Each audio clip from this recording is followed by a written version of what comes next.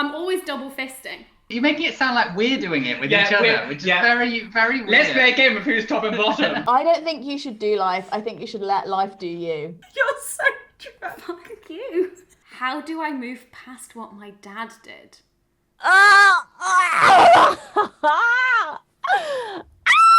If it was marry your best friend, I wouldn't have married you. You'd have married my sister. I am entitled to all of this space.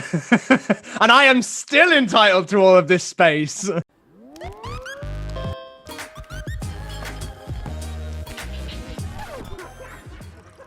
everybody, welcome to Drunk Advice, this very special 10 years on YouTube anniversary edition of Drunk Advice. If you've no idea what's going on, I used to do a series on this channel called Drunk Advice where I would drink with friends of mine and give you all advice, and people seemed to like it. And then it didn't happen anymore because I stopped drinking as much. When I think about how drunk I was in some of those videos, and they're just like on the internet forever now, I'm like... Anyway, to celebrate the 10-year anniversary of me being a YouTuber, posting videos on YouTube, I thought I would bring back this series for one special episode. Now, if you know what is going on here, you will know that there are 3 rules to Drunk Advice. Rule number 1, be drunk. If you don't drink, be in the spirit of drunk. I am on gin and tonic number 2 now, and I actually have everything in front of me in case I need to do a refill. Rule number 2, have a friend with you. There's a pandemic, but never fear, because we are absolutely still holding this rule very true, and we are sticking to it because it's important. And I've got a whole bunch of my friends who have been previous guests on Drunk Advice ready to be on Zoom calls with me throughout the evening, and we shall see how that goes. So there'll be lots of friends joining us for the Drunk Advice, so we're sticking to the rules. And rule number 3, don't take our advice. Don't do it. It's in your best interest. I'm so nervous, can you tell? It's been so long since I've done this, and also I'm really not looking forward to having a hangover tomorrow because I've maybe had like 2 or 3 hangovers in the last year. Cheers to that. All right. Before we get into the advice for this 10-year special anniversary, all of that jazz, I'm actually opening up my old shop with some merch, and you may remember this special Drunk Advice poster which has the rules of Drunk Advice. So this is available amongst lots of other stuff. Do I look like a slut, banging book club, all of that stuff. Everything is 50% off to celebrate 10 years on YouTube. What the fuck. I will be doing a more introspective video about being on YouTube for 10 years on my other channel, and if you have any questions about that, do leave them in the comments, because, you know, we can be silly and serious here. That's how it goes. But yes, there is this if you want a Drunk Advice poster. I love it. This one is already signed for some reason. I already signed this one. Right, let's finish this and pour ourselves another drink before we bring in our first guest. Next day, and only slightly hungover Hannah, here to tell you that I forgot to mention that there is a discount code for free shipping. So if you use Drunk Advice at checkout, free shipping anywhere in the world. You're welcome. Okay. Maybe I'm a bit more hungover than I thought. Back to it. Hello. Hi! Sorry, I just got a drink. It's not alcoholic, but fuck it. Cheers. So the thing that I wanted to acknowledge was that since the last time that we filmed Drunk Advice together, and now we have become sisters. I mean, a significant amount has happened between them, but that is, yeah, that's quite something, isn't it? It feels like a pretty significant thing. Yeah. Oh my god. Okay, are you ready to dive into some advice questions? Absolutely, 100%. How can I get doctors, typically male, to believe my uterus/period pain is genuine? Oh my goodness. Because you've been in and out of the NHS a lot. Whilst I feel like a lot of men have already made up their mind before you enter the room, just to be blunt, I think the best thing you could possibly do is kind of think in a scenario of like, if I'm not going to be believed, you need to have like a comeback for every single thing that they're going to say to you. So if they're like XYZ, you can be like XYZ. So have like all of it written down in your notes as well, like every little thing. So like I was thinking, because like this organization called NICE, like National Something Care Excellence, I can't remember, but it's like a UK organization, and they literally put out guidance for treating people who have endometriosis, and the guidance was listen to women. Like, that was the guidance. And so like, if you can find that document, and if they don't believe you, just be like, this is your fucking official guidance. Honestly, Listen. do you know what?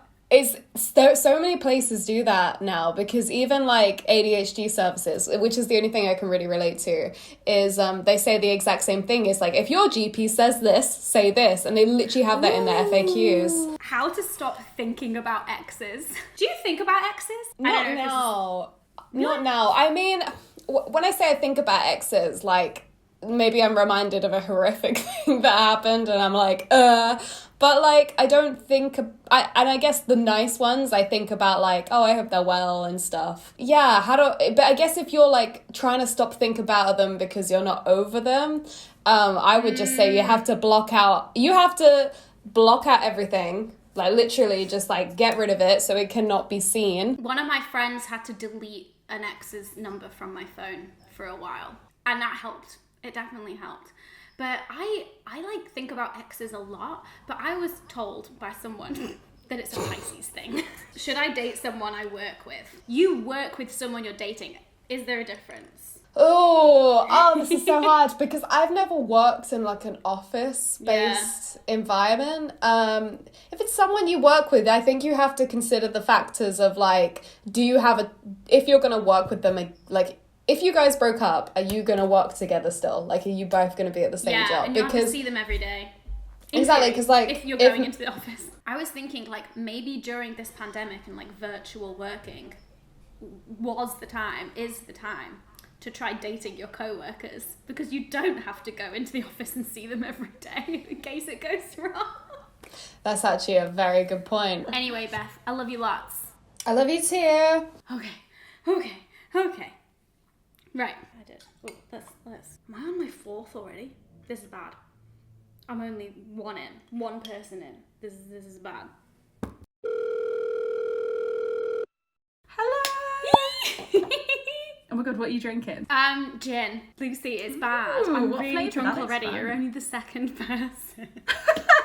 You were telling me the other day that you don't drink much right now, do you? No, and so I'm a lightweight. Luce, are you drinking? Are you in the spirit of drunk? I've got a beer to crack open, a gluten-free beer Nice. for the world, which I will do now. But in the spirit of drunk, I also have a water, because I want everyone to know that they can make their choices as and when they wish. I'm always there we go. double-fisting. You're being a sensible drinker.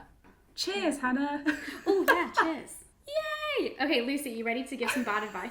Oh, good advice. We'll see. I'm so here. How to adjust living with a partner. You're so drunk. Fuck you. Yes, I am living with a partner. This is my life now, and we've adjusted fine. It's like it was never a thing we weren't doing. I think because we waited quite a long time, we'd already done a lot of situations. I was gonna say, I feel like there are ways to do test runs so that the adjustment period isn't like as hard. So like, if you spend a weekend together, or if you spend a week together, either like at each other's place, or if you are able to go on holiday, like I feel like those moments give you that insight into like, oh, this is what it's like being around this person 24/7. Luce, how to know if a relationship is at an end or just in a slump? This question fucked me up when I read it. I was like, how do you know? Quite a hard one. How do you know? Okay, so I think there are a few. I actually have thought about this a lot, and I think there are a few things, because while I have not personally experienced this, thank God, a lot of people I know have. And I think some of the ways are to look at your outer circumstances and check where else you feel fulfilled in your life. Because sometimes if you feel fulfilled in not many areas of your life, that then reflects on the relationship, and actually it's probably not the relationship. It's maybe some other areas you need to focus on. So like, are you other just parts. in a slump Sometimes in people- general? You've got to think as well, what is it, just a meh, about things, or is it like I want to date other people, or I feel motivated to do things, just not with this person? Because unfortunately I think that is quite a telling sign. Also, is the sex dead? Because Lan always talks about lesbian bed death, which I do think applies to all relationships, not just gay relationships. You know, sometimes the sex dying is the precursor, as opposed to the sex slowing down. But I also feel like different things happening. The sex stuff, one thing I've learned recently is less about sex frequency, but this thing called sexual currency, where you're treating each other as sexual beings. So it's not necessarily about like how often are you actually like having sex, whatever the sex is that you have, but are you flirting? Are you like grabbing the butt in the kitchen? Are you like, you know, like all these other little small things, like as you interact with each other in normal life that you wouldn't do with a platonic friend or you wouldn't do with a family member, are those things still present? Hannah, I want the concept. Whoever did that survey that said that couples have on average sex 3 to 5 times a week, or whatever that stupid survey is that people still think of. It's bullshit. I wish we could it's not debunk real. that entirely. Anyway, right, love you lots. Love you lots. Thank you. Thank you. I feel like I'm that weird friend who keeps showing up drunk and none of her friends are drunk, and it's fine. I'll be that friend. Are you currently drunk? I'm drunk. Oh. I've peaked. I don't know. Have I peaked? We'll find out. I can't believe it's 10 years. Honestly. Insane. 19-year-old me. I'm glad she made that decision. I wouldn't have met you two. No, exactly. I've got questions. Okay. Okay, this question, like, there's no extra context to it. It just really made me laugh. When to ejaculate and where? Oh, whatever, what you want. Wait, I don't understand the question. What do you mean when? When to ejaculate and where? I like to like sync it up with the other person. Yeah, we try to do it at the same time. It doesn't always work. The two of you masturbating through the wall together, being like, "Are you done?" The way you're talking, you're making it sound like we're doing it with each other, which is very, very weird. Let's play a game of who's top and bottom. And depending on where, it depends on the mood. Depends on like, you know. Yeah. So like, I quite like it in my mouth, but like it's, you know, it's. But sometimes on the chest, I don't know. It depends on what I'm into that day. Or on their belly, and then you lick it all up. Mm-hmm. I feel like, because obviously currently trying to conceive, as you can tell from the alcohol, it's not worked so far. But currently I'm like, the only place you're allowed to ejaculate is inside my vagina. Like, anything else is a waste of sperm. I've had jizz in my eye before, but that was an accident. Yeah, it's really like you've been punched or something in the eye. Do you know what's when you accidentally shoot yourself? You don't pretend, like, try to. I'm sure you have that issue all the time. Yeah. Sometimes it comes out a bit further than you're expecting, and then it just goes in your eye, and it's like shit. Somebody asked, how do I come out to my parents? I feel like I give like a stock answer every single time. Yes. But it is true. I always say that, like, make sure you have a support network before, if you can. Like, if you've got friends who you think are more likely to be supportive, come out to them first. So just in case it goes badly. Yeah. You completely agree. That. Yeah. Yeah. But I feel like I've been saying this on YouTube for well. a long time. But also, I think one thing is, like, I don't like to tell this to people, but like, only come out if you actually can. Like, don't come out. Like, unfortunately, some situations aren't good, and sometimes people are going to be a bit arsehole-ish, and there could be a chance your parents might react badly to it. And I'm like, only come out if you know that it's actually a safe thing to do, and don't come out just because you feel like you need to. Yeah. Only come out when like you can support yourself, and if they did cut you off financially, you're not screwed over. Because you have to think about yourself. This is like, ultimately, this is about you, and you have to do what's best for you, regardless of anyone else. So yeah, how safe is it to send nudes from a dating app? Is it a good idea or an awful one? What, like directly from within the dating app? That's what I was thinking, because I was like, I would fucking never put a nude in a dating app. I wouldn't do that. I wouldn't trust it. I have a little, like, it's not really a trick, and it doesn't really make it that secure, but I always do like unique squiggles on my nudes before I send them to people, just so if they were, so you know if I know who sent it. And like what can I do with that information? Not a lot, but at least I know. Yeah. At least I know who's the one who's leaked it. I just don't send them. Hoping, what was it they said with this pandemic? We should have hoped for the best but prepared for the worst, and I think that applies to Exactly. nudes as well. Yeah, absolutely. Cheers to that. Cheers to preparing for the worst. Anyway, I love you two so much. Thank you. Bye, my love. So Elena, it Yes. is 1:30 for you, 11:30 in the morning for you. 11:30 in the morning, yes. So I'm guessing you're not drinking. Coffee. I feel like I was like, is she gonna? No. No. Oh well, I appreciate you being here nonetheless, and I'm gonna just like dive into asking you some questions. Is that Yeah, okay? I'm excited. I spent 7 years out as bi. Now I think I might be a lesbian. How to come out again? Well, you could make a video for millions of people on the internet as a starter. Step number 1, tell the entire internet. Oh, tips for coming out again. You are allowed to change your mind. Seriously, Yeah. whether that's about your career, your relationship, your sexuality, whatever it is, you're allowed to learn about yourself and who you are as a person, the things that you like, the things that you don't like, and choose labels from there. I feel like we also like don't really count like questioning as a label itself. We also like think of questioning as a transitional period. Whereas I feel like there might be some people out there, and sometimes I include myself in this, other times like nah, as questioning just being like a permanent state of being. Somebody asked how to discover your sexuality in a pandemic/lockdown. TikTok. Yes! I mean, honestly, yeah. I mean, yeah, consuming queer media, that's huge. Like, consume queer podcasts, queer movies, TV shows, TikTok, YouTube, whatever it is, and like see where the feelings are there.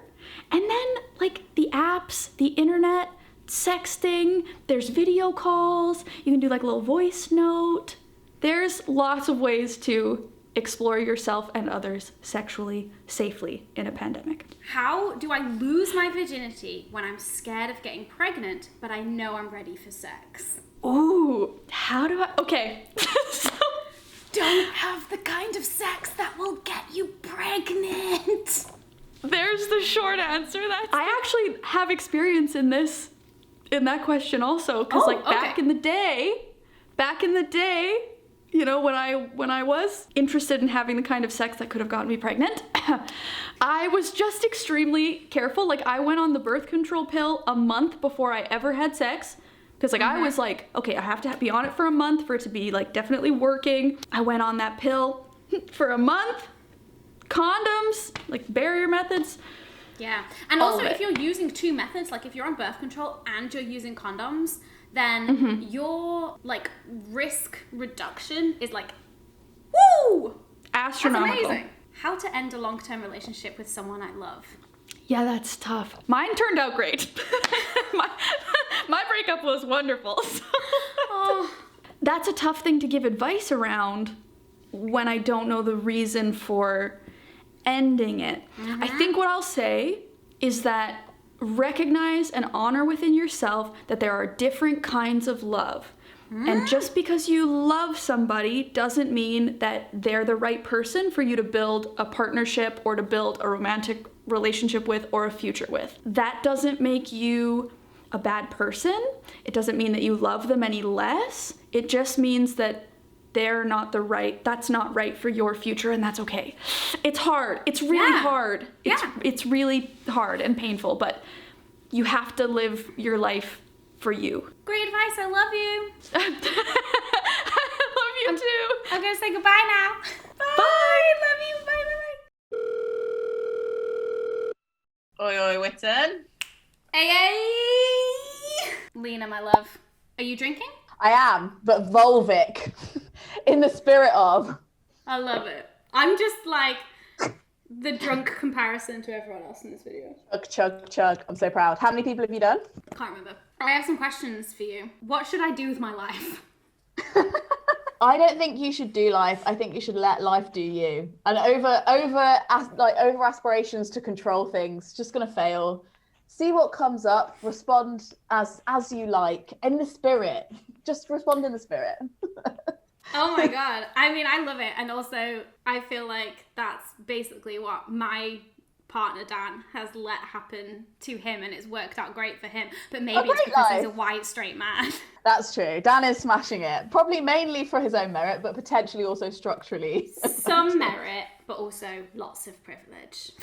Wanting children, but worrying about the climate crisis. Oh, Imagine this is me asking you, because this is like something that I'm like, I really fucking want children and a family, but also like climate crisis. I think it's like it depends how seriously you're going to take being a parent. Do you know what I mean? Like I'm like, not every child has the same carbon footprint. It depends if you're also like into managing their carbon footprint and reducing yours. I think it more depends on like considering how you raise them, because we do still need babies, and I don't want to get into this eugenics thing of being like, just stop having children, you know, like that can be a bit weird. So I think it's knowing that you're going to have children, what are you going to do before they're born and while they're growing up to make sure that they live in an okay world. And I also like, I think about it in the other way where it's like, there's a fuck ton of boomers, right? And there's not many millennials, and we're all basically paying for the retirement of the boomers. And so when we get old, we're going to need enough young people to pay for our retirements. You're assuming that we haven't reached a socialist bliss and we're not all going to have universal basic income, Hannah, and I don't appreciate that kind of negativity. This has already come up with previous friends, but hope for the best, prepare for the worst. Yes, I think I would agree with that entirely. My dream job. Did that make sense? Did I say that? My dream job. Yeah. Wasn't so dreamy. So now, 28 with no aspirations, what do I do? I think that if you're not like actively just excited about something, I often find a lot of peace in like working on stuff that I'm worried about. So find something that you're like, that's not right, I'm indignant about that. And I think there's just as much satisfaction in a job role trying to fix something that's broken than there is to join in with something that you already think is going really well. Do you know what I mean? I mean, I never thought about it like that, but yeah, I would be worried that you'd just like get too far into like this like negative space where you're just constantly surrounded by the world of shit and I must fix it. And as long as you're getting some positivity outside of that, like if you can't figure out what you love, identify what you hate. And work against it, which is kind of weird love in a weird way. Think about it. If you think about it really hard. I love you lots. Okay, love you too. Have fun. I'm gonna pour another drink. I'm gonna be so fucking hungover tomorrow, and I'm meant to be going to tennis. We're waiting for my AirPods to charge before my next guest. So I'm going to use this opportunity to once again say that there is 50% off at the Hannah Witton shop currently, with posters for drunk advice and Do I Look Like a Slut and Banging Book Club stuff and me in my underwear. There he is. Yay! Look at us go. Oh my God, we did it. Oh my God. How are you doing? I'm very drunk. After you, I'm having dinner, which is kebab. We ordered it on Uber Eats in advance. Perfect. Nice. I'm getting a French taco, which is a thing that I didn't know existed until recently. So, cheers. I have no idea what a French taco is. Oh my God, you have olives. Yeah, I decided to go hard for the occasion. I am drinking a vodka martini because this is my usual drink. Well, actually, my usual drink is espresso martinis, but it's not the same when you don't have an espresso machine. No one wants to put instant coffee in their espresso martini, you know? That's not the vibe. But also, the thing about a martini is when it comes with an olive, you have a snack. Dan, who is not my husband Dan, because a lot of people thought that. Could you imagine if I was, and like, this is still how the marriage works? I'm just in the next room. Like, nobody knows. I have some questions for you. Okay, hit me. I want to tell a friend that I like her, but nervous it'll ruin the friendship. Okay, it will for a bit. Right? So you just need to acknowledge that it's a thing. If they are a good friend and the friendship will survive, then they will give them a bit of time, give them a bit of space, and eventually you'll come back to whatever little unit you've got, and it'll be new and better for the experience. You said you were going to give bad advice and you were going to drag me down, but that's really good advice. How dare you? What could the bad advice be? Keep it inside and never tell them ever. Just let it fester. If you think that it could go away, if you think those feelings could go away, then like don't say anything and just let it pass, right? But this person says that they want to tell them. And I think you have to tell them with no expectations. And also, like, when it comes to, like, consent, oh my God, I've been, like, thinking so hard about this shit recently. Like, consent is in, like, all kind of situations, not just sexual. And, to have a consensual, like, interaction with someone, you have to give somebody an out. You have to, like, make it okay for them to say no. So if you say, hey, I want to talk to you, like, I've got feelings for you. If you don't have feelings for me, that is absolutely fine. And if you find that this is now weird, like, we can just, like, not talk for a bit and we can go back to being friends, and I'll they not then mention it get again. the lead to be able to take the healing. Yeah, completely agree. Oh my god, okay, heal the world with this. Advice on how to not feel shame immediately after masturbation. That's too real.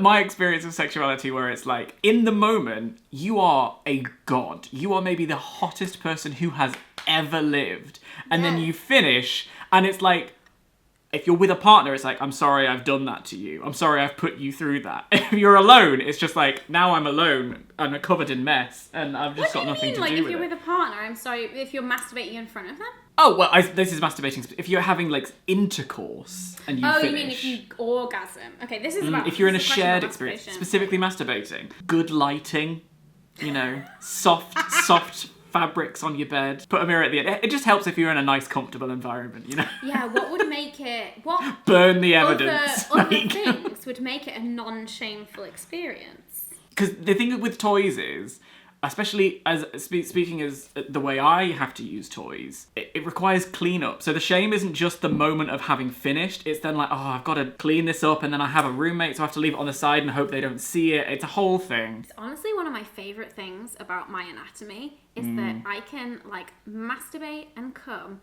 and then not move and fall asleep. Literally, the amount of clean up on aisle Dan that I have to go through is far too much. The amount of pressure and shame and expectation put on everything. We should all just, like, honestly, we should all just have a pizza and calm down a little bit, watch Drag Race, drink some vodka, wank if you want, wank if you don't. It's like, it's fine. Doesn't matter. Easy peasy. If only. Fuck me. Right, well, I love you lots. I love really you too. appreciate this. What a Lots dream. of fun. Enjoy the rest. Enjoy the kebab. Oh, I will. Enjoy your martini. I will. I'll see you soon. Bye. Oh my god, okay. Kebab break. Kebab break. Cheers. Oh yeah, cheers. What are you drinking? Are you drinking gin? I've got a pink G&T, yeah. I have some advice questions to ask. Okay, this question came in all caps. But you're not going to shout it all at me. I might do a certain tone, but it relates to a conversation that we had recently when we went for a walk. How do you flirt? I don't know how to do it. Help me. Well, so yeah, the conversation we had is that we are both quite naturally flirty people. Mm-hmm. And also there's So naturally flirty that we got in a lot of trouble. Yeah. In our teen years, not realising that we were flirting, and other people were like, that's inappropriate. Stop flirting. I suppose, like, the one place I would start, and not assuming that this is what other people are going to like as well, but think about when someone's flirted with you, what you've responded to, or like, have you even noticed that it was flirting, or is that part of the problem? Like, are you like, I think people are flirting with me and I don't pick up on it? It's a weird one because, like, we think of, like, flirting in terms of, like, how people flirting in the media, in movies and stuff is represented, is often like these really quick one-liners. Yeah. When actually, the way that I think of it is it's about the connection, which isn't these quick one-liners. It can sometimes be about banter. It can sometimes be about this, like, but it's Zing. situational. Somebody asked how to know if therapy is the correct option. My problems aren't that big, but I still want to tackle them. Interesting that you are invalidating your own problems. Sounds like someone has been to therapy. Yes, I'm on my 8th therapist now, and I love her. She's incredible. We've been working together for 3 years. But yeah, before that, I had therapists sometimes that I didn't match as well with, or to be honest, I don't think I was ready to deal with stuff. Yeah, and it's, I've had some pretty big traumas in my life. Like, I lost my dad very suddenly when I was 19, and I've lived with major depression and eating disorders for, like, I don't know, most of my life. But, like, often it's not that stuff that comes up. We don't sit and talk about that stuff every single week. It's just life and living. And I think that therapy is so good for anyone, and you don't have to like pass a litmus test of like, are my problems big enough or not, because therapy is ultimately about understanding your own behaviour and also that of people around you. And from the phrasing of the question, it makes me feel like you don't advocate for yourself, maybe, or like you don't consider your problems that important. And that's something to discuss in therapy. I feel like I have another question for you. You ready? Great. I'm ready. Gaining body confidence as a single person without external validation. It's a journey. We have behaviours that are destructive, whether that's like ways we talk to ourselves, the way we carry ourselves or whatever. And they feel like the right way to approach it because we've done it so many times, and it's like a reinforced behaviour, reinforced feedback loop. Yeah. So you have to change a behaviour that you might have had for 5, 10, 15 years. That's You're gonna not take going a to change while. that overnight. Yeah. And you have to be patient with yourself as well, because it's like you're asking a big thing. Yeah, and I think the thing with external validation as well is like, it's fine as a bonus. Yeah. Like, I don't think there's anything wrong with really appreciating and getting a boost from external validation, but if that's what's building your foundation of self-love and self-confidence, that's it's going to crumble instantly as soon as that external validation is gone. Basically, That's you've so got no true. control over that. You've got no control over that. And what you want to do is you want to build that foundation from things that you do control. Chin chin. Chin chin. Chan chan. Rule number 2, have a friend with you. This is my husband. What's rule number 1? Be drunk. Wait, are you drunk? Yeah. You don't really get drunk though. Like, you can drink so much and you just won't get drunk. I can get drunk. Are you drunk? I'm a little bit But, tipsy. so, because we're trying to conceive, Dan has been like reducing his alcohol intake, and you found that when you do actually drink alcohol, it affects you more than it used to. Yeah. One of the other things that we did actually discover recently was that if we weren't romantically or sexually attracted to each other, we wouldn't be friends. So you didn't bring a friend? Well, you are a friend to me now. Like, you are my best friend, but you wouldn't be if we didn't have this relationship. This is a separate conversation, but one thing that I sometimes struggle with is when people say, marry your best friend, because if it was marry your best friend, I wouldn't have married you. You'd have married my sister. Do you want to answer some advice questions? I hope this doesn't hinder your career. As long as rule number 3 is heavily enforced. Yeah, it can be heavily enforced in this scenario. Right, are you ready? How to decide when to have children and avoid expectations as much as possible. What do you mean avoid expectations? Oh, I forget, you're a man. You don't have any expectations on you of when to have children. Oh, I see what you mean. No, you still get that. Do you? When parents are just like, oh, baby soon. Have you had that? Yeah, of course that. Grandparents are like, Right. doesn't matter if male or female, grandparents are like doing that. Okay, so how to decide when to have children and avoid those expectations? Have children when you want to have children. My advice is always like extreme self-interrogation. Wow. Like, spend a lot of time thinking about it and asking yourself certain questions. That should be part of the process to making any life decision, though. One of the things that I've learned is just something that my doctor told me, like when I was on death's door and about to have surgery. He said to me, there is no right time to have surgery. And I have very much taken that in every other aspect of my life since. Like, there's no right time to get married. There's no right time to have children. Like, if you try and game the system and find like the perfect equilibrium of time, doesn't exist. You just have to make the decision. Now is a good time. Reducing wedding guest lists without hurting feelings, assuming there'll be no COVID limits. I think the most important thing to do when considering it is having all things equal. So like, you can never be in a situation where you choose to have one aunt or uncle there and not others. You're inherently going to make the breaking of that news much harder. So all things equal, I think you have to, if you're going to cut family, all from a single category. I think it's about coming up with rules. Yes. And then like having rules and then applying them to everybody. Okay, so this question, I feel like you're probably good to answer because I have this problem a lot and you tend to be good to me about answering this. How to stay relaxed trying to conceive, dealing with the monthly disappointment of my period. Do you feel the anxious disappointment? Do you ever feel it? The way to look at it is like not feeling anxious whether you are pregnant, but feeling excited that you could be. But then do you not feel the disappointment when you're not? No. How? Because my attitude towards it is like, if you are, then you are. If you're not, next month you might be. Like... So you're just constantly hopeful. But how can you be constantly hopeful without that disappointment? How can you maintain that hopefulness? Like, that is an achievement. I'm realistic about it. That like, things take time. Yeah. Like, and I don't think there's any like given month where you should be like, this month's the month. Which I think sometimes is the trap that, I don't know, maybe you're guilty of falling into, where you're like... One of the things that I think has damaged us as individuals, from my perspective, is how warped my perspective was on how easy it is to get pregnant. Same. Because I had a good sex education... Yeah, I thought right? if I even looked at sperm, I'd get pregnant. Right? Yeah. Did you think that, like, like, even if you, like, ejaculated near... Oh, no. Like, I was very aware, like, sperm must go inside woman. But, like...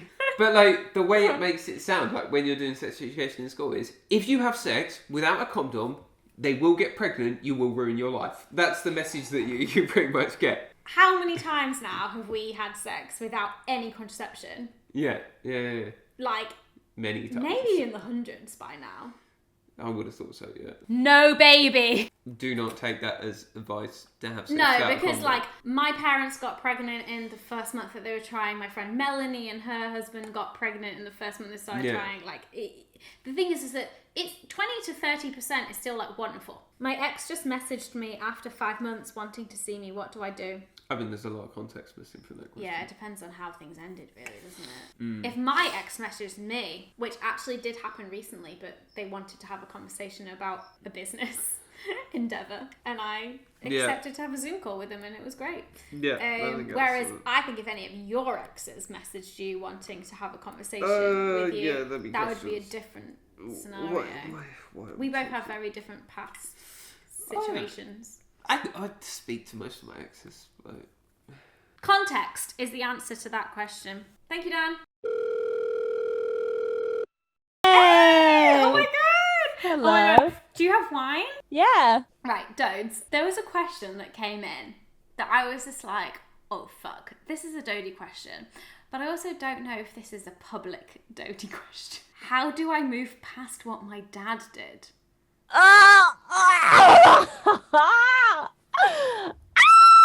Oh my god. I saw this and I was like, is this you, Dodie? I honestly, okay, you can keep this in. I don't know. That is my answer. Good luck, and if you find out, let me know.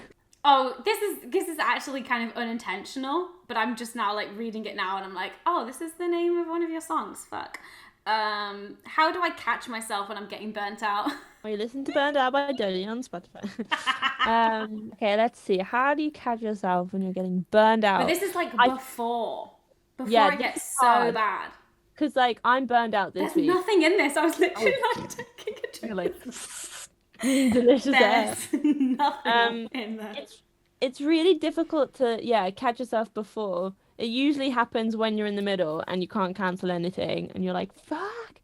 Just recognize what a burnt out, heavy calendar looks like and do anything you can to not get there. How do I become comfortable having an orgasm with a partner?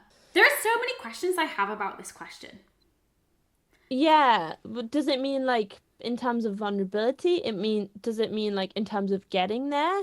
Or do you mean like that it's easy for you to, but you don't want to because you're like anxious about like being that vulnerable and showing that side of you? If it's that kind of thing where you're afraid of, like, if you can physically orgasm with a partner, but you're just afraid of showing that to somebody else. It is really vulnerable. Like, it's a really vulnerable place to be in. So I think you have to like get on that level with them first. Like, you can't just jump in at the deep end and be like, here is maybe the most intimate part of me. Like, so like animalistic and vulnerable. Like, yeah, you got to do the work to get to a place where you're okay with that, and also like that they can hold that part of you, like that's that, like gently. Non-judgmentally, no shame. You can tell me whether or not you want me to keep this in the edit, but I've talked about in a previous video about a friend of mine who I talked to who told me that they orgasmed in their sleep, and I was like, the fuck? And then after having that conversation, suddenly I started being able to orgasm in my sleep. You were that friend. Yeah, I come in my sleep. That was you. Which is funny, because I come in my sleep in a different way than how I come in real life. That happens to me like fairly often, especially like basically since you told me that it was something that you could do. That's weird. Maybe did your subconscious like hear that and go, we'll try that? Yeah. No, honestly, that's what I think happened, because I never could do it before. And then you said, oh, I come in my sleep sometimes. And my brain just went, well, that's something that's possible. Honestly, thank you. Right, my love. Well, love you lots. Hey. Hello. It's very purple. It's nice, isn't it? I thought I'd go a little bit funky in the background. I like it. Got a whiskey?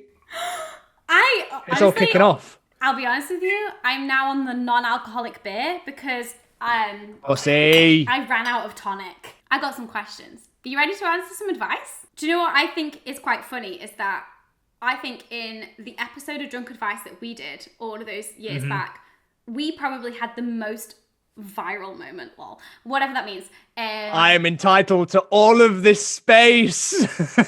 And I am still entitled to all of this space. I really am. I mean, you're not, I am. Somebody asked how to forgive myself, how to not hate myself, how to not feel like I have to be productive all the time. Like, I don't know if you can see that on camera, but my eye literally just started twitching when you started asking me those questions. Wow, those are some quite different and quite big things. Yeah, how to forgive yourself. They probably are all connected.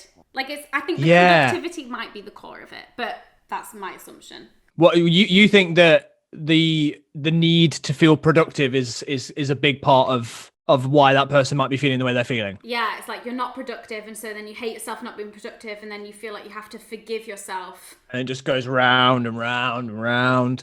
Yeah, okay. In my life, I've had moments where I feel like I don't like who I am at all. Like it's a horror. I think everyone's been through stuff like that. And a lot of the time, I think it's down to what you think other people think of you. And you don't know what they think of you, and you can't control if they do or don't. All you can control is you. So I think it's easier said than done. You know, I'm still working on it day by day. But I think if you can accept that you're doing your best and that you know that that's all you can control, it's easier to go through stuff like this. And in terms of being productive, like just just give yourself a break, man. Like, we're in a fucking pandemic. When you realise that capitalism is the enemy, you realise that being anti-productive actually is the best thing. But someone asked, is the partner I'm with now the one? Should I marry them? The last time that I spoke to you about this kind of thing, you were like, I'm never going to get married. Yeah, I was going to say, I wonder if you remember how I felt about stuff before. I feel like I've grown and changed and matured and all those things that happen naturally. I definitely want kids now in a way that I didn't think I wanted them before. I've been through, I think I'm in my 3rd year of therapy. And I think what happened before is that I was afraid of a broken household like I had when I was a kid. And I didn't want to just create that again. So I thought, well, I guess the thing to do is to not get married and to not have children, and I'll just remain alone forever and then I'll be happy. No, that's not how it works. I was scared of having a thing that I actually really wanted. Do you know what I mean? Like, and fucking it I think out. now that's something I really would like to do, is to have a bit of a normal, private family life. I mean, you're married now. What advice can you give on being married? Did you have moments like that where you were like, is this right? I don't believe in the one, like in a romantic sense. Like I don't believe in soulmates. I feel the same way. I think that if, you know, as hurtful and as painful as it would be, if these people weren't to be with us anymore, we would find other people and feel similar ways about another person. Oh, it sounds so unromantic, but for me, it's just like what we have is so good, and like the thought process of if it's not going to be you, it would be someone else. Being able to actually like voice that to them, and them to be able to be like, yeah. But you say that's not romantic. I think that's pretty fucking romantic. To be able to be like that honest and open and say, look, I think you're pretty good. So this instead of other ones, because I don't want to have to go through that again. Oh, fuck me. How to unlearn 20 plus years of self-doubt. Let me know when you figure it out. Fucking hell. Thank you so much for watching this special 10-year anniversary episode of Drunk Advice. I hope you enjoyed it. Did you have a good time? I had a good time. Good. Don't forget, there's 50% off in my special 10-year anniversary merch shop, where you can get Drunk Advice poster and other things. And good night. This has been weird.